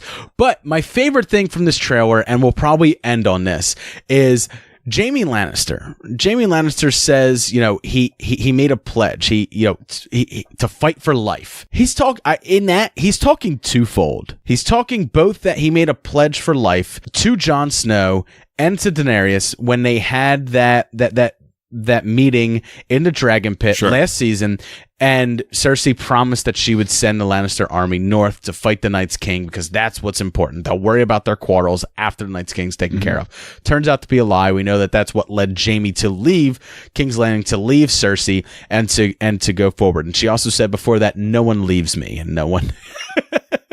He left her. So we don't know what's going to wind up happening. He might die by Cersei's hands by the end. He might also be the Valonqar. It would make sense. He may kill her. It would make sense. Also, because we know there's a prophecy that someone, a Valonqar, which, from Old Valyrian translates to little brother, will choke her. Both Jaime and Tyrion are her little brothers, and one of them will choke her to death. That's what Maggie the Frog told her in the series. That's what may happen. That's a spoiler warning, David. No, it's not. It's been in the series the whole time. Shut the fuck up. So anyway, So he's talking about that. Like, he's talking about his promise to the North to fight the Night's King. But he's also talking about another promise. He's also talking about his promise as a knight and as a man of the King's Guard. Yeah. Because, remember, a knight in the Game of Thrones universe is meant to protect the weak, is meant to always uphold honor. And Jaime Lannister has always had an issue with this line of honor. But in his mind, I love the evolution of his character. Me too. He's one of my favorite characters. It's been great. We know that from his bath when he was in the bathtub with Brienne of Tarth. He tells her the story of the king and why he killed him. He was going to burn them all. He was going to destroy the city with wildfire. Later to find out that his sister actually fucking did it, which ultimately leads to him leaving her as well. But he is talking about that oath that he took as a knight to preserve life. It's Jaime Lannister saying, I'm going to get my life back. I'm going to retain my honor by keeping my word this time and going north and fighting with them. The interesting thing is going to be, if he actually makes it to Winterfell, how will those people regard him? And one arm. Right. I think what it hinges on is Bran Stark and his new foresight that he has and everything like that, to basically tell everyone, I don't care that they threw me out the window because it was my path and it led me to It was my this. destiny, and now I am who I am now. I'm the three-eyed raven now. Sure. I'm the new three-eyed raven. I see it was all meant to be. And don't think that however the Night King ends, Bran Stark does not play a huge motherfucking part of that. And throughout this whole series, they've literally have dick teased us throughout, on and on and on again. And I'm really just chomping at the bit. I need more of him. I need to understand more of this three-eyed raven and what the hell the powerfulness of it all is. We don't have really time. Understand it. We don't have time for me to explain it all. No, I don't want you to. I want to see it. I just want to make sure they show us. Jay, I don't think the just a little bit, David. I don't just think give me 5 minutes for Christ's sake. I don't think the shows have enough time to explain all this. So I'll just give you my copies of the audiobooks and you'll just have to start listening, because the books are worth your time. There's audiobooks out there. Make sure you can always go on audible.com. There's also free versions on YouTube. Anyway, you can always do that too. God bless YouTube. So we are obviously looking forward to Game of Thrones Season 8. We are very much looking forward to the end of this. In fact, we're looking forward to it so much that in 5 weeks, April 14th, when this premieres, boom, that week after that, we are doing a very special cocktail. Say it. So first off, we got a beer review because we have 4 Game of Thrones beers just released this year from Mama Gong Brewing Company that we're going to be reviewing. We also have 4 cocktails, original cocktails that are going to be made to go around the Game of Thrones season premiere. Pretty much that entire episode is going to be Game of Thrones themed.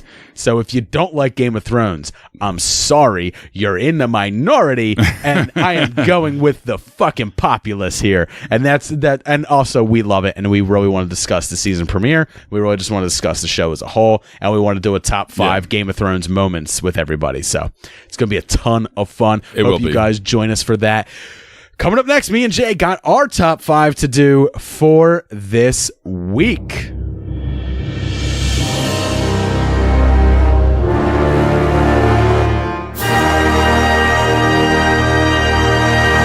We're here. We've come to the end. We are at our top 5 list. It's going to be the last top 5 list that we do for a week or so. Next week, we have our movie cocktail season 2, episode 2. It is going to be our last of the Patreon suggestion ones for our Patreon tier 4 people who suggested that we do movies. We've already done the Cornetto trilogy, which was suggested. Now, next week, we have to do Haunted Honeymoon. So that will be the final segment on the show next week, Jay. But this time we have a top 5. Since I did Fighting With My Family, you did Bleed for this, I wanted to do a top 5 list for organized fights in movies. It's such a weird list. It's such a weird list to name. It is. But I think everybody understands where we're coming from, you know? Top 5 professional fights Let's in just movies. be honest, they're mostly in rings. Yeah, exactly. I mean, come on. So but, you get the idea. So all of these do have to take place in some sort of organized fashion. They have to be in a league, competition, stuff like that. So why don't you kick it off, Jay? What is the first of them on your list? Mine will actually be Darren Aronofsky's The Wrestler, the final fight for The Wrestler. I want to say to you all tonight, I'm very grateful to be here. A lot of people told me that I'd never wrestle again, and that's all I do. You know, if you live hard and you play hard, and you burn the candle at both ends, you pay the price for it. Talk about Ram Jam? Ram Jam, baby. This movie, I mean, I think you and I both really adore this movie. We really appreciate this movie. I think we appreciated the authenticity of this world and the acting. I'll be honest, I'm absolutely stellar for Mickey Rourke. I am not a huge Mickey Rourke fan, but this is Rachel Wood. I'm not a big Mickey Rourke fan, but this is. I'm not either. This is a movie that I really enjoyed him, man. I thought he was great in it. It was. I mean, he completely embodied this. Yeah, 100%. And it was phenomenal. And I think the final fight sequence really just tied the movie together as a whole beautifully. It was really well orchestrated. It was really heartfelt. You can see. I mean, look, the final shot, take it as it is. I think everybody knows exactly what happened after that. But I saw it as a super sad movie because for me, I couldn't. It is a sad movie. No, it's not a happy movie, Dave. Because he couldn't be anywhere else, right? Like that's the only place he felt like a human being was inside that ring. It's the only place he didn't. It was feel his like identity, right? I mean, think about it. I mean, the psychosis of that, right? To live to live out of that ring was almost like torture to him. So to potentially and it's the only thing he ever really understood Yeah. either, because he always fucked up everything else outside of the ring. He could not control or actually do well at, including the name of video games. Because at one point he's talking to a kid and he goes, "What's Call of Duty?" He's like, "Call of Duty." He's such a dad in that movie. He's such an old guy. He is, but he is an old guy. I think it's a beautiful movie, and I love the fight sequence because it's a little different. It's just old school, classic, WWF kind of style wrestling back in the day, and it paid a lot of homage. And I thought he did a really good job with it, and it's emotional. I think so too. And anytime you can show just anabolic steroids being shot right into someone's ass, yeah, I'm on board. I'm board. Like, all right, I'm on board. Saw it once in our gym while we were there. LA Finish? Yeah. No. Oh, crunch. The other one, yeah. All right, Jay, my number 5. I can only have one Rocky movie on the list or one Rocky fight on the list. There are some good ones. I only have one too, so don't feel bad. But I'm going to have one that people aren't going to expect on my list. And it is from Rocky Balboa, the 6th movie. Toe to toe, 1 round to go. Who would have believed this was possible? Can you see out of that eye? Wait, let me talk. Look at me. Don't take any more chances out there than you have to. There's nothing more to prove, Pop. There's nothing more to prove. I gotta go out the way I gotta go. You can do it, Rocco. You can do it. One more round, we go home. Okay, then do it. There's an old saying that every great champion has one great fight left in him, and Rocky is proving it so far. I really like this fight between Rocky Balboa and Mason the Line Dixon. It's because it's probably the most realistic fight that they have in the movies. Okay, they do it. They do it through that HBO Fight Night filter and stuff like that. Right. I really dug that. But it was an interesting twist. But also, like, Rocky doesn't go in there and really overpower Mason the Line Dixon. He win. I mean, he doesn't even win, but like he goes the distance with them because Mason the Line Dixon throws a punch that catches Rocky on his hip and breaks his arm, and like that's really what like lets Rocky start getting the upper hand on him. And like they mentioned throughout the entire movie that like if it goes to decision, like he's not going to be the winner, like because he's just in the beginning of that fight, he's just taking volley after volley after volley in the face from Mason the Line Dixon, and he's just a puncher, and they always say like a puncher has a chance. And Rocky really takes it to him. They also mentioned that Mason Line Dixon's not in shape for that fight. He did not any training whatsoever to go fight the 62-year-old Rocky Balboa. Yeah. And but I really just enjoyed like the emotional punch that they gave to it with that whole thing that like Rocky has lost his wife. He's got nothing left. He's living in Kensington again. His restaurant's failing, and he's trying to make good with his son. He's just this older guy who's feeling so much anger at and he doesn't even know what. He doesn't even know what. It's just anger at where he is and at loneliness. And he calls it, the stuff in the basement. And the whole fight is just about releasing it, just letting that beast out. And the way that fight ends, I fucking love it because it's him and Mason the Line Dixon, and they are just furiously trading volleys. And the way you hear it, you hear the thuds, like it's body, head, and they're just going nuts. And then the bell rings, and like they both like almost collapse. And like he took a guy who is 30 years his junior to the distance and like stood toe to toe and said, "I am." I fucking love it.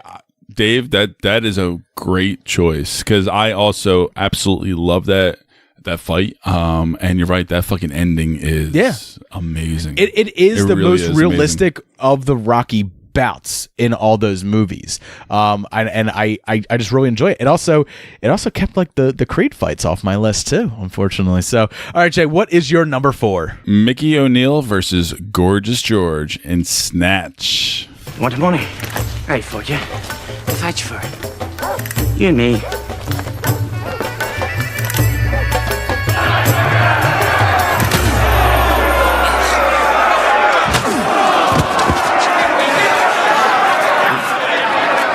So that's the kind of fight it's gonna be. Oh, bollocks to yous. This is sick. I'm out of here. You're not going anywhere, you tick lump. You stay till the job's done.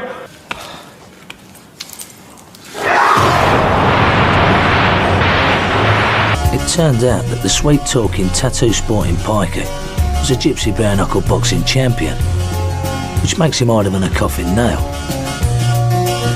Right now, that's the last thing on Tommy's mind. Gorgeous doesn't wake up in the next few minutes. Tommy knows he'll be buried with him.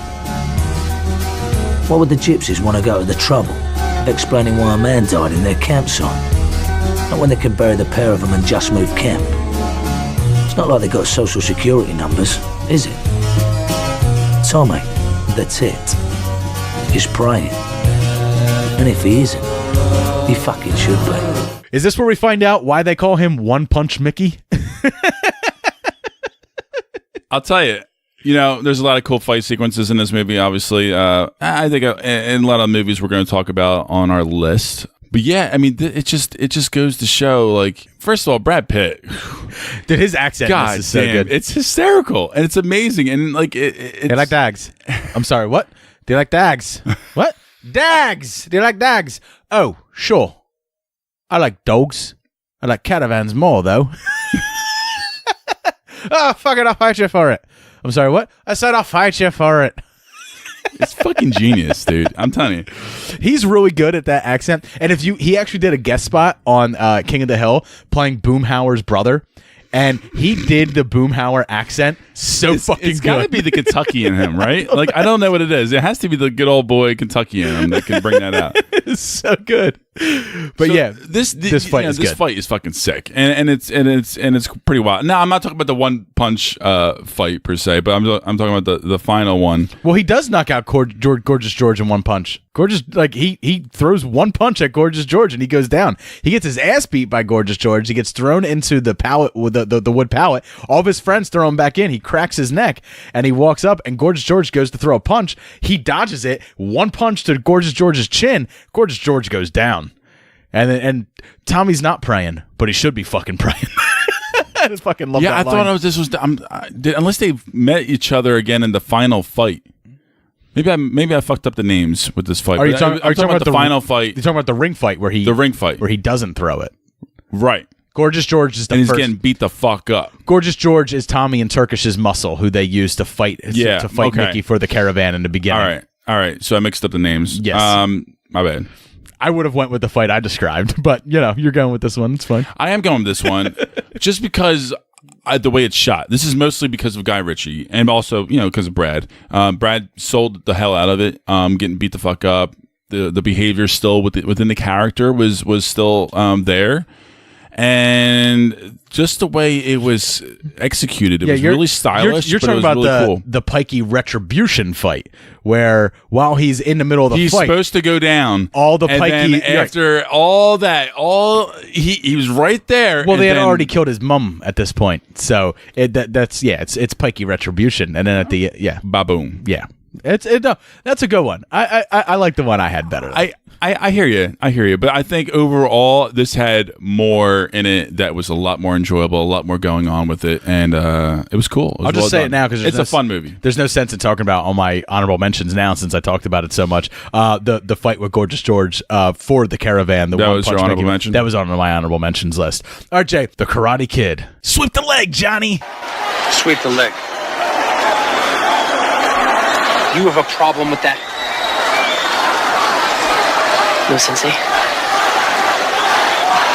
No mercy. Man, the crane kick. I love that. I just love that whole scene, right? Because it's a strong honorable mention for me. Yeah, it comes, strong one. It comes down to like everything that Miyagi taught him and stuff like that, and it's the one move that Miyagi taught him and stuff like that we hadn't seen him use at all. And Danny's hurt at this point. He has no leg, literally. Yeah. No leg to stand on. But I think what I also liked about it was the conflict in Johnny over like cheating, right? Like over sweeping the leg and stuff like that.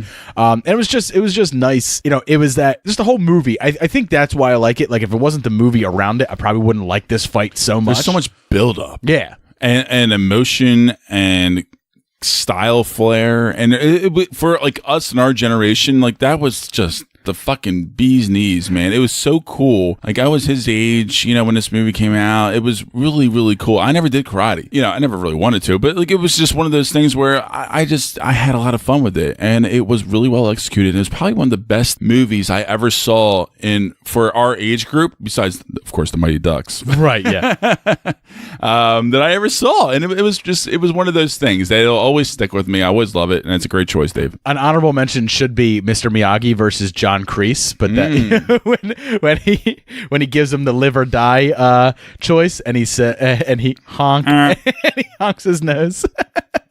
That's definitely another one. All right, Jack, what is your number 3? Another bittersweet one. Maggie versus Blue Bear in $1 Million Baby. Yeah, the final fight.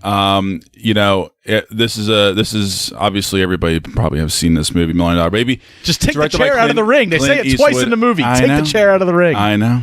And it's a rousing story. It's a beautiful story. It's so well acted by Hilary Swank.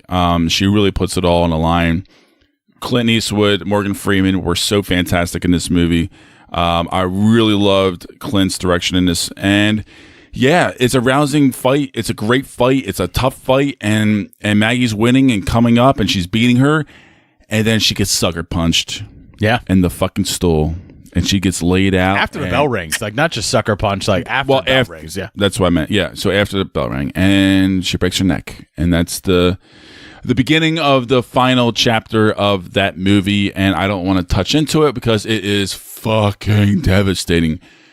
So, however, it left a lasting emotion for me and also for the movie as a whole because it is so good and it's so well done. And my God, I mean, just watching her train and develop throughout this movie, it's just beautiful. It's a beautiful movie. As beautiful. It should, yeah. All right, Jay, my number 3 is Enter the Dragon, Bruce Lee versus Bob Walls. Or don't hit back. The reason this is on my list, Bob Wall and Bruce Lee, both karate champions. But the reason this makes it on my list is because I don't think I can talk about competition fighting without talking about Bruce Lee, a man who his hands were literally considered the fastest thing that a human could do. Like he had the fastest hands out of any human being, and in this fight he displays that. So it's a competition fight, and him and Bob Wall have their hands locked together, and then when they give the fight signal, Bruce Lee moves, and his hand movements are so fast that the camera can't even pick them up. He's hitting Bob Wall and then drawing his hand back and putting it back into position, and you can barely even see it. It's so fast. And then the fight gets even crazier because at one point he kicks Bob Wall, and he kicks Bob Wall so hard because they were doing like a real fight, because these are two actual karate champions who are stage fighting. They were actually hitting each other. He kicks Bob Wall in the stomach so hard that when Bob Wall falls into the crowd of extras who catch him, one of the extras actually broke his arm catching him with how hard Bruce Lee kicked him. Yeah. So then later on, Bob Wall is on the ground and he breaks two beer bottles, real beer bottles, Jay, not sugar glass. These were so he was fucking pissed. Real beer bottles. Right. No, I don't think he was pissed. It was in the script and stuff like that. But Bruce Lee told him, "Don't hold back." And this is the former karate champion before Bruce Lee was the karate champion. This dude comes in and he goes to take a swipe, like a stab at Bruce Lee, and like full instinct takes over. And Bruce Lee like kicks both bottles out of his hand with one movement, kicks him in the head. Down goes Bob Wall. And like they said, like those were real kicks. Like Bruce Lee fucking kicked him. You need to find this for me. Oh, I have the video. I'm not a Bruce Lee guy. I'm not. Well, I showed you the video of Bruce Lee doing the 6-inch punch, right? Where he punches a guy from 6 inches, and the guy like goes back about 3 feet, sits in a chair, and then the chair slides back another like 4 or 5 feet after that. Like Bruce Lee has spent so much time honing like his skills that it's absolutely ridiculous. Like there was times where they were filming him that they had to ask him to slow down because they couldn't film him when he was doing the Green Hornet TV show, because they couldn't keep up with his hands. The camera wasn't catching it. People thought that it was staged, like that stage. Right, because it's ridiculously fast. Right. Yeah. And a lot of times, unfortunately, Bruce Lee made connection with a lot of the actors that he was fighting, because it's really hard for someone who is not for his fault, probably their fault. No, his fault. It's on him. It goes both ways, right? Because he's such an instinctual fighter that when reacting in these stage scenarios, he's reacting as a fighter would act to strike, and he's connecting. Bruce Lee is hands down one of the most just dynamic figures to ever come out of Hollywood, to ever come out of martial arts, and he certainly is just a force to be held. Like it's a shame that he was gone so soon, but I mean, dude, I couldn't do this list without putting Bruce Lee on it. Probably the greatest competition fighter of martial arts of all time. Yeah. Great choice, buddy. All right, Jay, what is your number 2, man? Rocky Balboa versus Ivan Drago. Oh. Rocky 4. Toe-to-toe. The Russian towers above the American. It's the true case of David and Goliath here. It's unbelievable, the condition of both men, but the Russian champion. I must break you. I must break you. I fucking love it. I had a man boner for fucking Drago. I mean, he was just he did not look human to me. Yeah. He blew my mind. I mean, like his physical specimen, his presence on screen was so domineering, and the way just this was the 1980s. I'm sure both him and Stallone in real life. A very good looking guy, but also he was so much bigger than Rocky. Right. Even probably more jacked than Rocky in some ways. I mean, I think it was the 1980s. It was his presence. I'm pretty sure both of them were probably on steroids at the time. I'm sure. For sure. In that day and age, real. Yeah. And then, but just, being back behind the Soviet Union, and then Rocky being the champion and trying to defeat him because wearing he killed the stars Apollo. Wearing the stars and stripes. Wearing the stars and stripes, right. Doing it in Russia for America. And Rocky single-handedly ends the Cold War. The Cold War. Are you kidding me? Because Rocky throws up his hands and he goes, "Mr. Gorbachev, tear down this war." No, I'm kidding. That was Ronald Reagan. If I could change, and you could change, we all could change. I do love that speech. I Dude, this movie's fucking legit. Yeah. No, it is. It is. I hate the haters because I don't understand the haters. It's not technical. But yeah, this one's not like a technical. If I had to pick like a rock of like the original 5 Rockies, probably because this is the one I remember the most as a child. I mean, I grew up with this. It's the one I watched the most too. It's the one I watched the most. It's the one that impacts me the most. Dude, how can you not love it? It ties in with Creed too. I mean, come on. How can you not love it? It's America versus the Soviet Union. Paulie has a robot. Right? Fucking A. But also, like, there's a line in that fight that I really love, and it's when Drago's trainer is kind of like chastising him, and he's like, take him out, and he's just like, I can't. He's like hitting a piece of iron. Yeah. Right? He just keeps hitting him, and he keeps coming back. It doesn't matter. Yeah, he's not responding to his punches like normal people. Yeah. Right. Like he should be done. Like, Yeah, right. He killed Apollo in a round or 3 rounds, I think. But Rocky goes, 12 with him. He's a rock. Yeah. I think if I had to pick, I'll just say it now. If I think I have to pick like my favorite Rocky fight, like Rocky Balboa, other than Rocky Balboa that I talked about, it's the one against Clubber Lang. It's because he rope-a-dopes him. He trash talks him, right? Like, yeah, so bad. Not so bad. My grandmother hits harder than that. And like he makes Clubber Lang swing himself out. He rope-a-dope. He takes an actual boxing technique and uses it. Whereas in Rocky 1 and Rocky 2, it's just I'll stand here and get my face pummeled as long as I can until I can get my hard rights and hard lefts in. Yeah, definitely. Ivan Drago is certainly the most physically imposing for sure villain that he's ever gone up against. Even cinematically. I mean, it just always worked for me. I always really enjoyed it. All right, Jay, my number 2 is Gladiator. Maximus Decimus Meridius versus Tigress of Gaul. Another honorable mention for me. Yeah, great one. I love this fight because at this point, Tigress of Gaul is basically the reigning gladiator champion, right? And Maximus Decimus Meridius he's been winning over the crowd. He's their new champion and stuff and they put him against him, but they also put him against tigers. At the same time, and great CGI tigers. Yeah, and I just absolutely love this fight. I love the way he takes out, Tigress of Gaul, with that double swords into the gut and everything like that. Like I just absolutely love this movie. I love the style in which this fight is shot in. It was between this and his first Gladiator fight where he cuts the guy's head off with the scissor with the swords used as scissors, and are you not entertained? But I think I really love, because this is when, he really proved that he was the best gladiator that was out there, and it gave him the chance at his vengeance was this fight right here. And I really, really like that. And I just love the costumes in it. Like, I like the way Tigress of Gaul looks, right? He's clearly like this older guy. He's like won his freedom and stuff like that. But he's the old puncher who's ready to step in against the new champion. And it doesn't go so well for him. Just like it didn't go so well for Rocky. All right, Jay, any other honorable mentions that you have that you want to drop before we get into our number ones? Nah, I think I mentioned most of them during the show. All right, my honorable mentions, just real quick. Raging Bull, Jake LaMotta versus Sugar Ray Robinson. Yeah. Not because of Jake LaMotta, because he was going up against Sugar Ray Robinson, a real life boxer. Jake LaMotta, a real life boxer too. I understand that. And they really, the movie just really portrayed how fast the hands of Sugar Ray Robinson were, and how quickly he could bloody you. Like, right.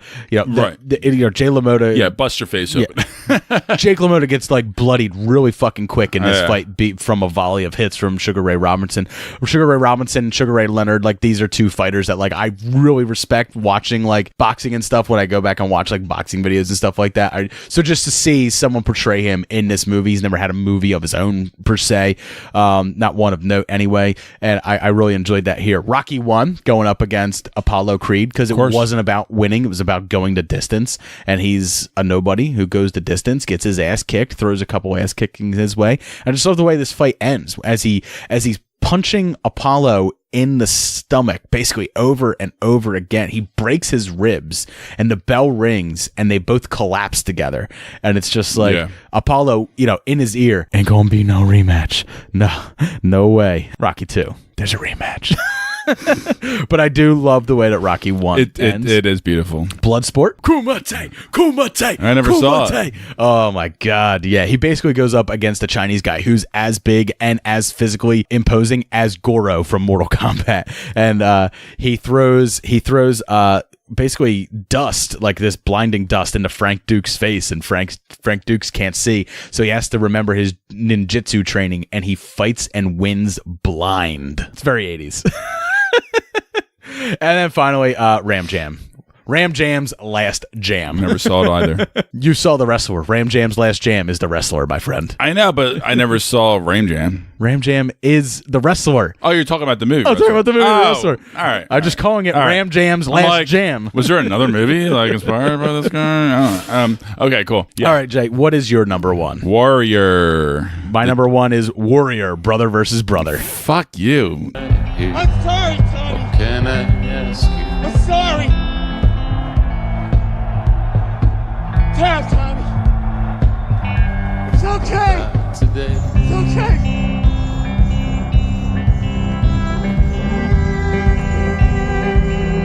How close am I? I love you. I love you, Tommy. To lose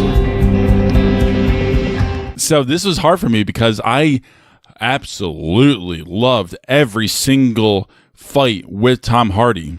Maybe even more so the first one when he's fighting the dude in the training ring. Because it's the first time you see him fight. He pops in, it's all essentially almost like in one take. It's almost like Creed style. He just hops in, boom, boom, boom. It's really very authentic. And he just knocks him the fuck out after a point. And it really it's not as glamorously shot as the former later fights throughout the movie in the classy ring. However, the emotional weight and everything behind Joel Edgerton. That's your number Tom one, Hardy. where he fights the where he fights the dude in the training ring. Oh. No, I'm just building up to the point where because I'm paying respect because I thought all the fight sequences were really fun cinematically. Okay, the one shot. Or two pops and boom, done, out. He walks fucking out the ring, out the door, and it was so exciting to see in the movie. It was. It was really cool. Until he comes up against his brother. This is around the time I didn't really know who Tom Hardy was, and watching this movie, I was like, "What the fuck? This is fucking sick." Yeah, you're watching the Hulk. You're watching a monster, and that's kind of like the point of the movie. That's like kind of the character as well, but also the emotional character weight behind it between him and his brother. And their fucking alcoholic father, played by Nick Nolte, very well done. You son of a bitch! Turn this ship around, Ahab! Turn it around! Turn it around! Kevin O'Connor did a great job with this movie. He really, really, really did. He saved his career. And yeah, so what do you think, man? This is a beautiful movie. No, the two brothers going against each other, hands down, best fight. Yes, just best fight. I so many ways. I still get welled up in tears. When Joel Edgerton has Tom Hardy's arm behind his back. He's got the knees locked in. He's like, "It's okay to let go. Just let go, Tommy. Yeah, just let go. Tap out. Yeah, because he didn't want to break his fucking shoulder. Right. And then it's not even Joel Edgerton who breaks his arm. Tommy tries to get out of the lock on his own and breaks his own arm getting out of the lock because he knows that's what's going to happen. Yeah. And it's just nuts, dude. And then after that, he still stands up and he's trying to fight with the fucking broken arm. But he eventually does get his brother to tap because he's choking his brother out. Like, he gets a rear naked choke on his brother. Yeah. And he tells him it's okay. It's okay to just tap. But even throughout this whole 5-minute or whatever sequence, he's talking to him. He's trying to be the good brother to get him back. Like, it's okay. Like, I'm not against you. We're on the same side. We're in this together. Right, I love you. We both had the same shitty dad. We had the same shitty upbringing. Like, you dealt with it one way. I dealt with it head on. It's just two different ways of dealing with the shitty fucking parent. And it was just so good. And it was so emotional. And they do a great job of starting this movie out as a movie about fighters and then really tying it into a real emotional hook. Like, a lot of times, like, things start off with your emotional hook and then the fight becomes the whole movie. This is a movie that starts out about fighters that winds up being about the emotional, the fight ultimately doesn't matter at the end. They could have had a conversation and an argument that could have led to the same outcome, but instead, it had to happen in a ring. And I just love the way that we find out as an audience that they're brothers, and then the movie finds out that they're brothers and stuff like that. And it's just done, and it's incredibly well shot. It's really, really well shot. It's one of the most unsung hero films of our time, almost, because it's really, really good. It was not seen when it first came out. It was a word of mouth piece. More and more and more years and years later, again, people saw it. Me and you are both fascinated by championed it. Me and you are both fascinated by marketing. Marketing for this movie was, this is a martial art. No, this is a mixed martial arts movie. Like, that's what the movie portrayed. Mixed martial arts. And we had all seen other mixed martial arts movie, like the Takedown or whatever it was, with or Fighting with Channing Tatum and all this stuff, and they're all very blasé movies with some cool fights. Like that's what they wind up being. This turned out to be a movie that was less about the fighting and more about the emotion of it, and I don't think anybody really got that. And it also did a fantastic job of having some brutal fucking fights in it. Exactly. So I think they took the wrong angle. 100%. With the marketing, they spoke to the wrong people, but people who see it, like everybody. My brother-in-law, this is one of the movies that I always just champion. My brother-in-law Sam, I know he's a big UFC fan. I know he likes this movie, and like I like this movie for something different than the fights in it, but the fights are really well done. They feel realistic. They do feel a little sensationalized, especially some of Tommy's fights. They do feel sensationalized, but I still really respect them for basically paying tribute to the sport at the same time that they're telling their little story as well. So, yeah, damn. Well, we both had the same number one. It's pretty cool. It's exciting. I'm actually really happy about that. It's happened before. I think me and you have it because this is a movie that both me and you love, and it's like one of those movies that we try to get other people to watch all the time. I know a lot of people have seen it, and probably a lot of people who listen to this have seen it, but if you haven't, for any reason, you need to. Watch Warrior. It's true. Even if you have to spend money to rent it, even if it's not streaming somewhere. I think it is. It usually always is. But if you have to spend money on it, do it, because it's worth it. It is. Worth it the really money. is. Go watch it. It's worth it. So if you have any other films that are organized fights in movies that you would like to throw our way, you can reach out to us on Twitter at Super Movie Pod. You can reach out to Jay on Facebook, Super Movie Brothers Podcast on there. We are part of a network, so you can check out all the other shows that are part of the Podfix Network over at podfixnetwork.com. Make sure that you check out my new Star Wars show with Wes from the Via VHS podcast. You can check that out at Good Morning Mose Eisley on iTunes or on anchor.fm. You can check out Good Morning Mose Eisley. We do have a sponsor for our show. Our sponsor is Blowfish, the hangover cure. So if you suffer from the scourge of hangovers, make sure that you go to forhangovers.com. That's FOR hangovers.com and use the promo code SMBFish to get your 15% off. Me and Jay do have some new Patreon episodes that have been recorded that we will be releasing. So if you would like more Super Movie Brothers content, make sure that you head over to patreon.com/supermoviebros or just search for Super Movie Bros on Patreon. And for just $1, you can get all of our additional content, including all of Jay's date stories and the sequel episode, which will be coming soon. I want to thank all of you guys for listening. Have a fantastic time. Cheers. Cheers.